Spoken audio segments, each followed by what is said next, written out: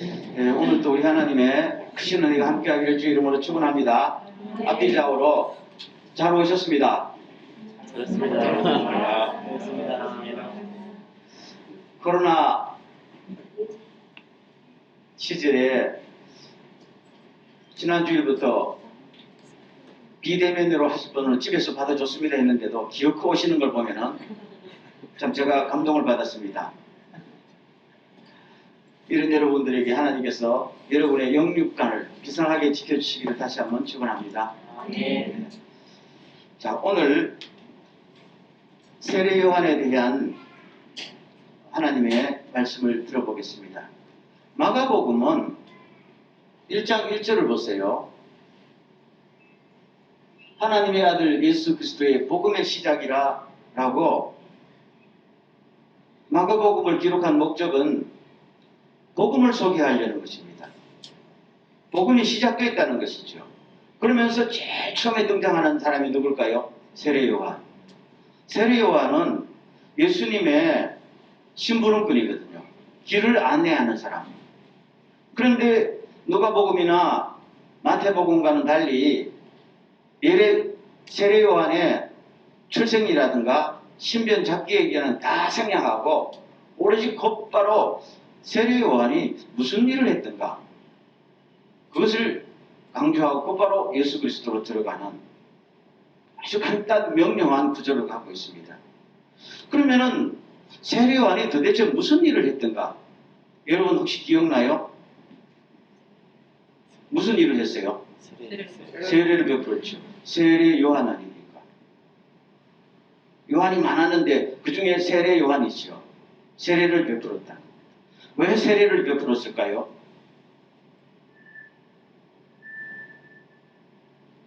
오늘 본문을 보면 압니다.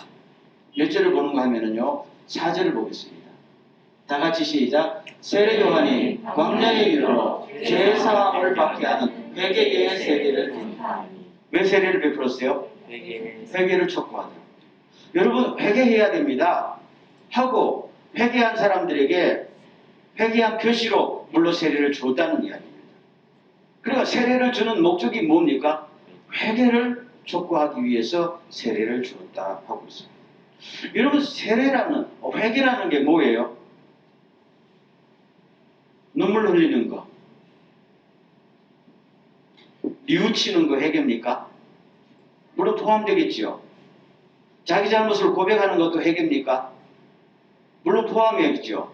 그렇지만 그거는 온전한 회개라고 볼 수 없지요. 그럼 회개라는 건 뭔가 하면은 하나님과의 올바른 관계로 돌아가는 것을 말합니다. 내가 가는 길이 틀렸으면은 이게 잘못 들었다 하면서도 운전대를 잡고 계속하면 돼요, 안 돼요? 그거 회개가 아니지요. 이 길로 가면 안 되는데 하면서 계속 가는 사람들이 있어요, 없어요? 가끔 있더라고. 그거는 뉘우치는 거예요. 깨달은 거예요. 회개는 아닙니다. 회개는 뭡니까? 운전대를 돌려야 됩니다. 방향 전환이고 그 방향은 어디로 가는 겁니까? 하나님 앞으로 돌아가는 것이잖아요. 그래서 세례 요한은 와서 많은 사람들의 마음을 하나님 앞으로 돌려놓기를 원했고 그래서 회개를 선포했던 거죠. 당시 사람들은 여러분 신약 성경 읽어보면 알겠지만은 나 하나님 섬깁니다 하면서도 하나님을 제대로 안 섬기고 자기 욕심을 채우고 자기 파워를 과시했잖아요. 이건 아닙니다. 예수 믿는다는 이름 따로 예수 믿는 행동 따로 하는 것은 기만 행위입니다. 여러분 온전히 몸과 마음이 하나님께로 돌아가십시오. 이걸 도전했던 것이잖아요. 그래서 마태복음이나 누가복음 같은 데는 추가 설명이 나옵니다. 예를 들면 이렇게 말합니다. 여러분이 진정으로 회개했다는 것을 보여주는 것을 행동으로 보여주세요. 마음 속에서라도 나는 아브라함의 자손이다. 그만한 생각을 아예 하지도 마십시오. 그러니까 이 세례 요한이 외친 회개는 그냥 머리로도 아니고 마음으로도 아니고 뭡니까? 삶을 손들이쳐 바꿔야 됩니다. 예를 들면 이렇게 말합니다. 옷을 2벌 가진 사람은 옷이 한 벌도 없는 사람에게 나누어 주십시오. 이게 뭡니까? 회개입니다. 우리는 생각하기에 이거는 자선행위입니다. 사랑의 표시입니다. 하겠지요. 세례요한은 이것을 단순히 사랑의 표시라고 말하지 않고 이걸 회개라고 했어요. 왜 그랬을까요? 하나님을 믿는 사람은 마땅히 그렇게 해야 함에도 불구하고 그렇게 하지 않고 살았으니까 원상태로 돌아가는 것입니다. 그건 여러분들이 사람이 좋아서 딴 사람에게 은혜를 베푸는 정도가 아니라는 겁니다. 마땅히 해야 될 것을 안 하고 있었으니까 마음속에서만 남을 불쌍히 여겨야지. 이거는 기만 행위니까 옷을 두 벌 가진 사람은 마땅히 주세요. 그러고 나서 하나님 앞에 바로 관계를 맺어야 됩니다. 그렇게 말하죠. 굉장히 그냥 마음속 깊은 곳까지 들어가는 외침을 했다는 이야기죠. 나아가서 먹는 것도 그렇게 하십시오. 어떤 사람이 굶고 있는데 당신은 하나님의 은혜로 잘 먹는다고 자랑하면은 그건 아닙니다. 그렇죠. 그런 이야기. 세금도 정해진 세금 외에는 더 받지 마세요. 더 받아서 자기 주머니에 넣는 것은 하나님을 섬기는 사람이 할 바가 아닙니다. 그렇지만 당시에 많은 사람이 그렇게 했잖아요. 성전에서도 짐승 팔아가지고 이득을 챙겼잖아요. 그러면서도 하나님을 잘 섬긴다 하는 것은 위선 아닙니까? 돌아가세요. 돌아가세요. 물로 세례를 받는 건 돌아갔다는 표시로 주는 겁니다. 그렇게 말하는 거죠. 군인들 칼 가졌다고 남의 것을 강제로 뺏지 마세요. 요새는 군인들만 아니고 정치가들도 빼앗더라고 남의 거. 그거 하지 마세요. 그거 회개입니다. 그래서 당신이 정직한 것을 드러내는 게 아니고 기본적으로 그거는 하나님 앞에 회개해야 그렇게 되는 것입니다. 라고 이야기하는 것입니다. 그러면은 세례요한이 왜 이렇게까지 회개를 촉구했을까요? 혹시 기억나는 사람이 있어요? 그냥 회개를 촉구했을까요? 목적이 있을 거 아니겠어요? 왜 회개해야 된다고 외쳤어요?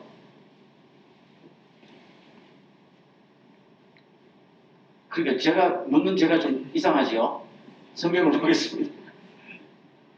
7절 8절 다 같이 시작. 그가 전파하여 이르되 나보다 능력 많으신 이가 내 뒤에 오십니다. 나는 구켜 그의 신발끈을 풀기도 감당하지 못하겠습니다. 8절 나는 너희에게 물로 세례를 베풀었지만 그는 너희에게 성령으로 세례를 베풀 것입니다. 그가 오신다는 겁니다. 그가 누굽니까? 메시아가 오신다는 겁니다. 성경에서 예언했고 여러분들이 그토록 기다리던 메시아가 오는데 메시아를 만나려면 뭘 해야 돼요? 회개해야 됩니다. 지금 이 마음 상태로 이 삶의 상태로 메시아를 만날 수가 없습니다. 만난다 할지라도 성령으로 세례를 못 받습니다. 메시아를 만나야 성령으로 세례를 받고 성령으로 세례를 받아야 사람이 완전히 송두리째 받고 뭐가 돼요? 하나님의 자녀가 됩니다. 아멘. 성령은 우리를 하나님의 자녀로 삼아주는 영이잖아요. 그러기 위해서는 하나님의 자녀에 걸맞게 여러분의 마음이 송두리째 바뀌어야 되는데 성령 세례를 받기 위해서는 지금부터 준비해야 됩니다. 무슨 준비해야 될까요? 마음을 준비해야 됩니다. 어떻게 준비해야 될까요? 회개하고 하나님께로 돌아가십시오. 그러면은 메시아가 왔을 때 거부반응도 일어나지 않고 기쁨으로 주님을 맞아들이면서 그야말로 성령으로 하나님의 자녀가 되는 놀라운 미래가 펼쳐질 것입니다. 지금 메시아가 왔습니다. 여러분 머뭇거리지 마십시오. 지금 회개하고 세례받고 성령 세례를 준비하십시오. 그래서 회개를 촉구한 것입니다. 자, 그럼 여기서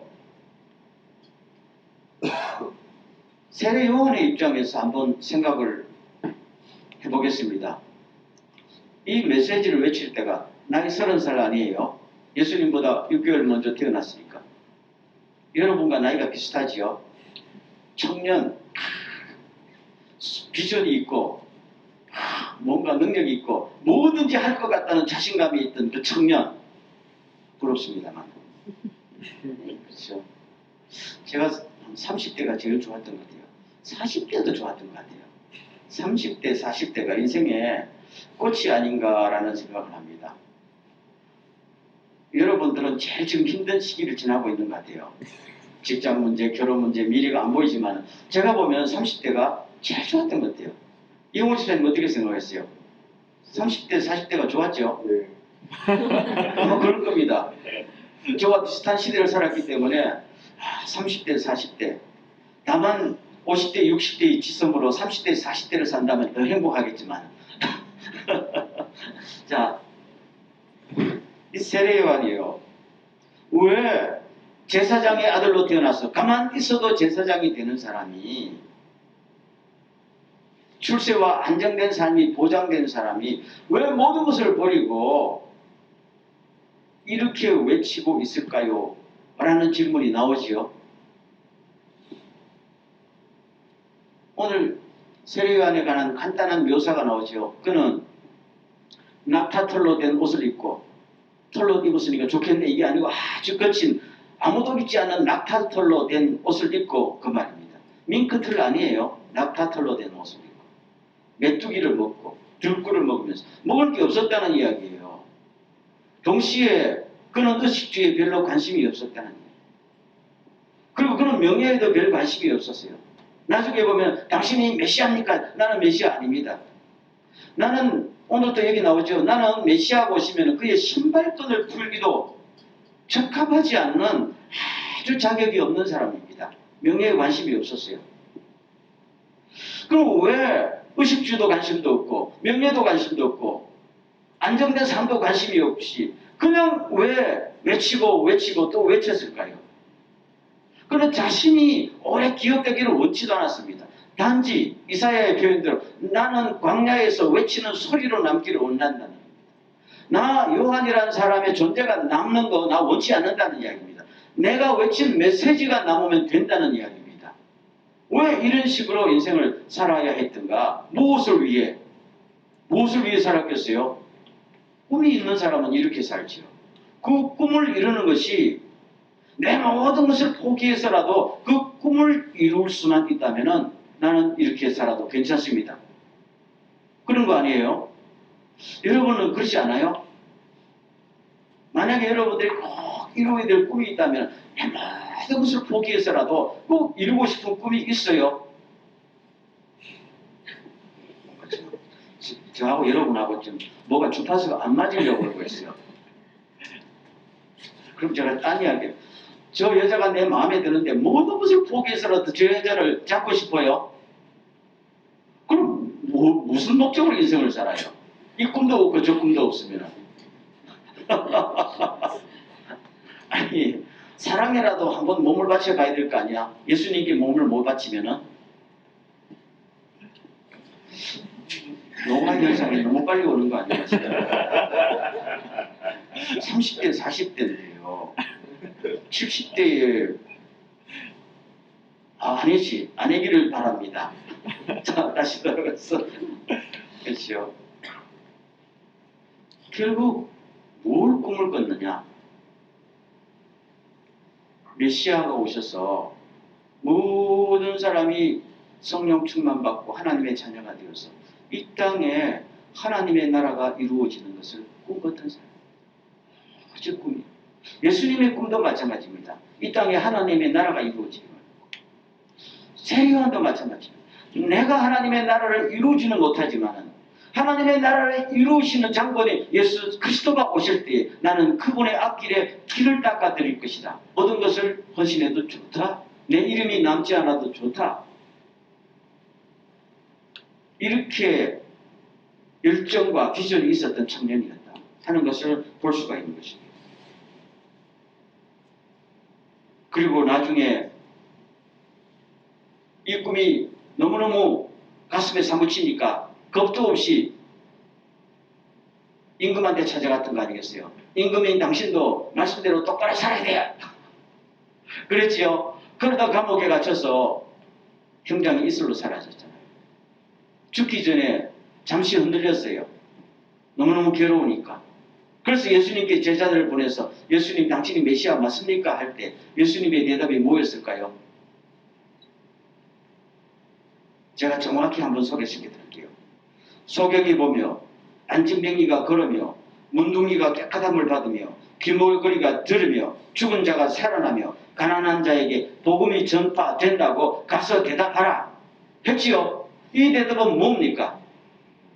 요한, 당신이 그렇게 꿈꾸던 하나님의 나라가 지금 이루어지고 있습니다. 이거 아니겠어요? 이 예수님의 대답을 들은 사도 요한의 표정이 어떻게 했을까요? 저는 아마 행복했던 것 같아요. 하나님, 내가 꿈꾸던 하나님의 나라가 지금 이 땅에 이루어지고 있으니 이 형장의 이슬로 사라져도 나는 억울하지 않습니다. 그랬던 사람이에요. 그럼 한 걸음 더 나가서 생각해 봅시다. 세례요한은 그럼 언제부터 어떻게 해서 이런 꿈을 꾸게 됐을까요? 저는 옛날에는 뭐 세례요한이니까 당연히 세례요한은 사람 아니에요. 그에게도 부모가 있고 어린 서질이 있고 성장 과정이 있고 이거 외에도 꿈이 많았을 거 아니겠어요. 그런데 자기의 삶의 어느 순간에 이 비전이 들어왔다는 이야기예요. 왜 이렇게 비전이 들어오고 꿈꾸는 청년이 되었던가 하는 것을 생각해 보지 않을 수가 없잖아요. 한번 생각해 봤어요. 그때 당시에 사회 상황이 어떠했을 것 같아요? 성경에 보면은 예수님이 묘사하신 당시의 시대 상황이 나옵니다. 그들은 수많은 사람들을 볼 때 그들은 마치 목자 없는 양과 같다고 했어요. 그래서 고생에 지쳐서 기운이 빠져 있었다. 아마 세례요한도 이 모습을 봤을 것 같아요. 크면서 사람의 눈동자 속에 희망이 보이지 않는 겁니다. 크든 작든 남녀노소를 불문하고 희망이 보이지 않아요. 그냥 고생에 찌들어서 희망 없이 살아가는 이 사회의 모습을 봤던 것이죠. 그래서 성령님의 감동이 일어나니까 주님, 나는 이러한 시대에 어떻게 살아야 될까요? 라고 수도 없이 물었지 않겠어요? 그래서 제사장의 아들이니까 제사장이 되어서 이 땅에서 하나님의 뜻을 이루어 볼까요? 라는 생각도 했지 않을까요? 요새 말하면 신학교 가서 아버지의 뒤를 이어서 정말 훌륭한 목회자가 되어서 하나님의 뜻을 실천해보고 싶은 생각이 왜 없었을까요? 근데 신학교를 포기했단 말입니다. 가만히 있으면 아버지의 교회를 이어받을 텐데 포기했어요. 아마 신학교 가도 배울 것도 없고 본이 될 만한 사람도 없었다고 생각했죠. 그리고 신학교를 나온들 나도 똑같은 부모 세대를 닮은 목회자로 변질될까? 자기도 감당이 안 되었던 거겠죠. 제도권으로 들어가니까요. 그래서 그는 광야로 갑니다. 광야로. 여기서 광야라는 것은 주로 유대 광야를 말하지만 이것은 유대 광야에 사람이 없었다는 것이 아니라 성경에서 광야라는 것은 상징적인 의미예요. 이스라엘 사람들은 광야에서 하나님을 만났거든요. 수많은 선지자들도 광야에서 하나님을 만났거든요. 광야는 어떤 것이에요? 아무것도 보이지 않아요. 돈도 안 보입니다. 사람의 지위도 안 보입니다. 잘난 사람도 없고 못난 사람도 없어요. 황량하잖아요. 그리고 거기서 오직 하나님 외에는 찾을 분도 없고 의지할 분도 없고, 그리고 하나님 만나기에 가장 좋은 것이 광야였단 말입니다. 아니, 하나님 만나려면 예루살렘 성전으로 가야지요. 교회로 가야지요. 왜 교회로 안 가고 광야로 갔을까요? 교회 오니까 모든 보이는 것이 화려한 건물에 제도화된 세레모니화된 종교의식에 성전에 들어가 보니까 소 팔고 양 팔고 돈 바꾸고 제사장의 아들로서 너무 그런 것을 어릴 때부터 봤단 말입니다. 주님, 나는 여기서 하나님을 찾을 수 없네요. 교회 안에서 희망이 있는 줄 알았는데 교회 안에 희망이 없군요. 나는 광야로 가겠습니다. 하고 가서 주님 앞에 말씀 붙들고 씨름하며 기도하면서, 주님, 이 시대에 나는 무엇을 하며 어떻게 살아야 될까요? 그런 동안에 성령님의 음성을 들었죠. 메시아가 왔다. 너 길을 준비해라. 사람의 마음을 준비해라. 엘기야가 하듯이 백성들의 마음을 주님께로 돌이켜라. 그래서 그는 광야에서 뛰쳐나온다는 것이 다시 광야로 갔어요. 성경에 보면 광야에서 컸는데 그 외치는 소리가 어디에서 또 났을까요? 광야에서 외쳤다고 했습니다. 그리고 광야는 참 묘한 곳이에요. 여러분, 광야와 사막이 다른 점이 뭐예요? 사하라 사막과 유대 광야의 차이가 뭔지 알아요? 사하라 사막은 모래로 되어 있어요. 비가 와도 뭘 해도 곡식이 자라지 못해요. 근데 유대 광야는 영어로 데저트라 말하지 않고 그냥 윌더네스라고 해요. 그냥 황량합니다. 풀도 안 자라고 나무도 없는데 비만 오면은 아름답게 꽃이 피고 열매가 맺혀요. 사막이 아니거든요. 모래로 된 토지가 아니에요. 다만 비가 오지 않아서 땅이 건조한 땅이 황무지고 광야입니다. 성경에서 계속 그 광야 이야기를 해요. 지금 저들은 한동안에는 위대한 선지자도 있었고 갱신이 일어나면서 하나님의 기적도 체험하고 놀랍게 모든 사람의 축복의 근원이 됐는데 점점 교만해지고 타락해져서 하늘에서 이른 비와 늦은 비가 안 내려오니까 점점 땅이 뭡니까? 원래 옥토였던 땅이 광야가 되어버렸어요. 지금도 비가 오지 않으니까 꽃을 피우지 못해요. 이건 당시 백성들의 상태를 이야기합니다. 지금이라도 하나님의 은혜가 주어지고 지금이라도 말씀의 부흥은 일어나고 지금이라도 성령의 충만함이 일어난다면 그들은 꽃이 피울까요? 꽃을 피웁니다. 목자 없는 양처럼 능동자의 생기가 없는 저 사람들이 정말로 성령의 단비가 내리면 꽃을 피운다. 그러니까 그는 광야로 갔다는 말은 사람들 사이에 들어갔다는 이야기. 들어가서 여러분 메시아가 왔습니다. 준비하십시오. 마음을 준비하십시오. 회개하십시오. 성령으로 세례를 받아야 됩니다. 그리고 성경에서 약속하신 하나님의 나라가 이루어지는 것을 다 같이 봐야 됩니다. 더 이상 머뭇거리지 마세요. 라고 외쳤던 것입니다.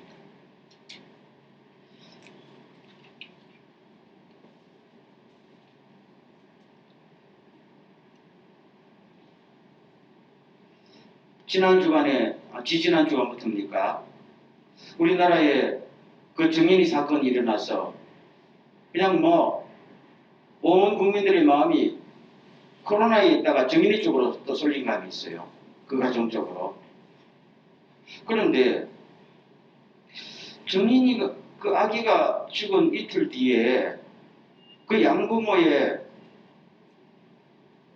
아버지가 시무한 포항 무슨 교회에 그 장목사님이란 분이 생일을 맞이해서 교회 멤버들 모아놓고 와인 파티를 했다는 거 아니야. 그러면서 사람들에게 우리 딸과 사위를 위해서 탄원서를 제출해 주십시오 라고 사람들에게 그렇게 요청하고 다녔다는 거예요. 이것은 정인이를 치사시킨 것보다도 더 뭔가 나에게 충격으로 다가왔어요. 그리고 정인이 양부모는 사람이 사람을 심판하지 못한다. 사람을 심판하실 분은 오직 하나님밖에 없다고 그렇게 답변했다는 거 아니에요. 그래서 아니 그들이 믿었던 하나님은 어떤 하나님인가? 내가 믿는 하나님과 좀 다르네. 아무리 큰 죄를 지어도 나를 심판하실 분은 하나님밖에 없다라고. 야, 도대체 이런 신앙이 어디서 왔느냐는 거예요. 그럼 이 한 사람만 이런 신앙을 갖고 있었던 건 아니겠지요? 아마 한국교회 신자들 상당수가 이런 신앙을 갖고 있었을 거예요. 왜 이런 신앙을 갖고 있는가? 라는 생각을 합니다. 제가 지난 시간에도 이야기했지만 지난 시간입니까? 예수님의 목례를 내지 않고도 예수님을 배울 수가 있다고 가르쳤던 것이죠. 지난 오랫동안 제가 보기에는 1960년도 한국의 고도 경제 성장도 더불어 한국의 그 교회 성장도 가파르게 일어날 그때부터 가르쳤던 것 같아요. 반세기가 넘었던 것 같아요. 제 기억 속에는. 또한 십자가를 지지 않고도 여러분 충분히 예수님을 따라갈 수 있습니다 라고 가르쳤던 거 아니겠어요? 회개하지 않아도 하나님 앞에 일꾼이 될 수 있습니다 라고 가르쳤던 거 아니에요? 만약에 여러분 죄를 지으면은 주님은 70번씩 7번이라도 용서해 주시니까, 그리고 여러분 사람이 구원받는 것은 행위로 구원받는 게 아니라 하나님의 은혜와 오신 믿음으로 구원받는 거니까 걱정하지 마십시오 라고 수도 없이 어릴 때부터 들으면서 신앙생활 해왔던 거 아니겠어요? 그랬죠? 저도 그렇게 살아왔습니다. 이것이 모든 잘못을 백업해주는 교리가 되었던 것이죠. 이심칭의 교리를 잘못 적용한 것이죠. 어떻게 보면 말씀을 붙들고 신앙생활한 거 아니라 교리를 붙들고 신앙생활하면서 너무너무 독선적으로 자기 이기적으로 되었던 거 아니겠어요? 아마 정인이 부모도 그 말 아닙니까? 내가 이렇게 죄를 지어도 어차피 내가 용서받고 천국에 갈 사람이다. 도대체 그런 하나님을 우리가 믿었던가? 물론 사실은 사실일지도 몰라요. 우리가 은혜로 구원받는 거니까요. 그렇지만 하나님을 그런 식으로 표현해버리면은 하나님의 영광이 훼손되고, 마치 마태복음 7장에 있는 것처럼 나중에 주님 앞에 설 때 우리가 주님의 이름으로 선지자 노릇도 했는데 귀신도 쫓아냈는데 저를 모르겠습니까? 할 때 주님의 대답이 뭡니까? 나는 도무지 너를 알지 못한다. 보면서 이 사건을 보면서 전혀 하나님을 사랑하지 않는 사람이 교회 지도자가 되어 있고, 전혀 주님을 진심으로 믿지 않는 사람이 교인들이 되어 있었어. 오늘의 교회의 모습이라는 것은 오히려 예수 믿지 않는 사람들이 모여서 교회를 이루고 있는 정말로 낯설어진 교회의 모습처럼 느껴졌다는 말입니다. 한순간에 뭐 저라고 별반 다르지 않겠지만은 그런 생각이 쫙 들면서 정말 이것이 내가 어릴 적부터 믿어오던 하나님이었고 우리가 어릴 적부터 신앙생활했던 교회가 이런 모습이었던가 라는 생각. 이것이 바로 황무지 아니에요? 이것이 바로 광야 아니에요? 한때는 성령에 충만했던 교회가, 성자조도 배출했던 한국교회가 지금은 하나님의 이른 비와 늦은 비가 내리지 않으니까 꽃을 피우지도 열매를 맺지도 못하고 그냥 황량한 사막화가 되어 있던 거 아니에요? 그렇죠? 이럴 때 우리가 외쳐야 될 것은 뭡니까? 회개를 외쳐야 돼요.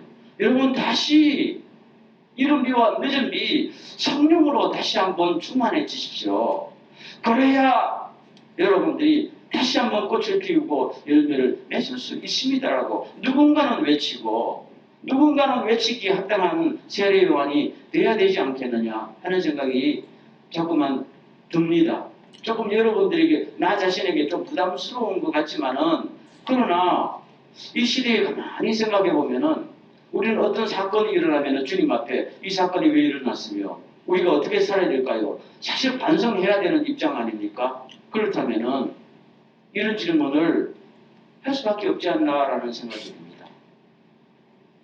제가 고등학교, 대학교 그때는 아마 예전에 1907년도 평양에서 일어났던 성령의 운동 이래에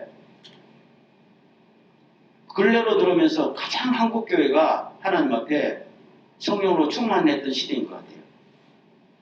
이미 잡고 있습니다만 한국 CCC를 창립한 김중건 목사님이 기도하는 중에 비전을 갖고 주여 이 땅에 내가 500명만 전도하게 해주십시오 라고 기도했는데 나중에는 500명도 더 넘어가서 주여 이 땅에 그리스도의 푸른 계절이 오게 하옵소서 라고 외쳤던 거 아니겠어요? 그래서 저는 그때 기억납니다. 가면 온통 막 그리스도의 푸른 계절이 오게 하자고 집집마다 교회마다 도시마다 모여서 그냥 젊은 사람들이요 때를 들어서 주님 앞에 기도하고 복음을 전하고 회개하고 새롭게 해달라고 부르짖었던 그 10년 동안에 한국교회가 얼마나 주님 앞에 각성했으며 세계교회의 본이 되었는지도 모릅니다. 그 김중원 목사님이 아게 부르짖던 기도문이 있어요. 주님, 민족마다, 민족의 가슴마다 피 묻은 그리스도를 심어 이 땅에 푸르고 푸른 그리스도의 계절이 오게 하옵소서. 이 땅에 하나님의 나라가 이루어지게 하옵소서. 모든 사람의 마음과 교회와 가정에서도 하나님의 나라가 임하게 하여 주옵소서. 주의 청년들이 예수의 꿈을 꾸고 인류 구원의 환상을 보게 하옵소서. 한 손에 복음 들고 한 손에 사랑을 들고 온 땅 구석구석 누비는 나라가 되게 하옵소서. 이 땅에 하나님의 나라가 이루어지게 하옵소서. 모든 사람의 마음과 교회와 가정에도 하나님의 나라가 이루어지는 축복을 주옵소서. 이분이 약 11년 전에 천국 가기 전에도 마지막 임종 순간에도 주여 이 땅에 그리스도의 푸른 계절이 오게 하옵소서. 유언처럼 하고 죽었다는 거 아니겠어요? 좀 한 사람이요, 한 사람이 주님 앞에 세례요한처럼 헌신을 해버리면 나라가 변하더라고요. 믿습니까? 많은 사람을 우리가 숫자를 의식할 필요가 없어요. 재물도 없어도 괜찮아요. 주님은 전능하신 분이잖아요. 원하시면 재물도 주시고 지혜도 주시고 사랑도 붙여주십니다. 다만 하나님의 중심에 보시기에 합당한 일꾼이 생긴다면 세례요한처럼 주여 주님의 꿈, 비전을 이룰 수 있다면 내 지위도 명예도 모든 걸 포기할 수 있습니다. 만약에 오늘 우리 한국교회가요, 지난 50년대, 60년대, 2020년대 이렇게까지 지난 반세기 동안 그 이렇게 놓은 수많은 건물들, 조직들, 돈과 명예들, 평판들을 다 버린다 할지라도 주님 한 분만 만족하는 그 운동으로 다시 돌아갈 수만 있다면은 주님 모든 것을 포기하겠습니다. 이런 각오로 주님 앞에 회개운동을 펼친다면은 돌아가지 못할 것도 없어요. 그런데 아까 그 정인이의 가족처럼 죽어도 붙들고 있겠다는 거 아니겠어요? 죽어도 붙들고 있겠다는 거 아니겠어요? 한국교회가 다 넘어져도 자기 손에 있는 건 절대로 놓치지 않겠다는 거 아니겠어요? 그러니까 어떤 갱신도 안 일어나는 거예요. 그래서 오늘 우리는 그렇다면은 이것이 어떤 제도권이나 타이틀이나 뭘 가지는 사람들은 절대로 할 수가 없지 않나 라는 생각에서 세례요한이 아무것도 가지고 있었죠. 아무것도 갖고 있지 않으니까 빚진 것도 없고 빚진 것이 없으니까 자유함이 있고 자유함이 있으니까 주님의 성령이 역사하시는 거 아니에요?